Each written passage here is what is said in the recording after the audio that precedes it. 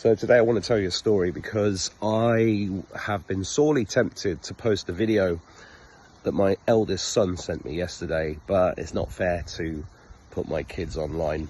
But the video was of him in his new job, sat with his foot on the wheel of a yacht that he is the professional captain of in the Mediterranean at the age of 18. Now, how did he get into this position? During COVID, he was coming home from school when they were making them wear the masks, and he was clearly depressed.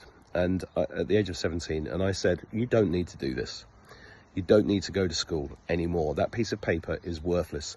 On top of that, every lesson that he was having, regardless of what the subject was, there would be a 20-minute chat at the beginning from all the teachers about how terrible Donald Trump was and how brilliant Joe Biden is and how LGBT is so important.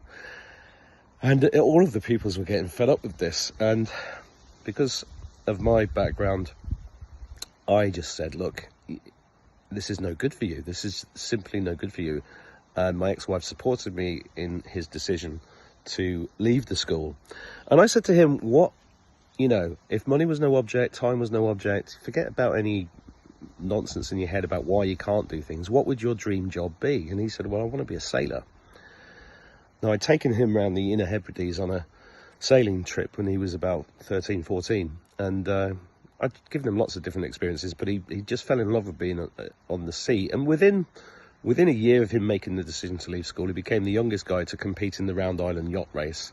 And then he got this job in the Mediterranean, and he's not even 19 yet.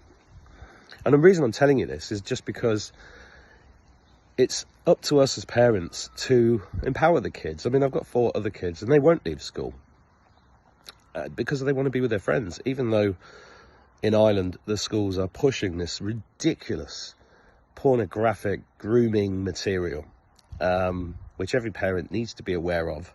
And it's not just in Ireland, it's happening across the world, UK, America, everywhere else. And what we have to do is, if we can't force our kids to leave school, because we have to take into account their feelings, we need to tell the schools that we do not consent to this satanic, Marxist, paedophilic nonsense being pushed upon our kids. Because the teachers, for example, that pushed the mask mandates committed child abuse. And the whole world's going to understand this soon, and they're in big trouble. They are in big, big trouble.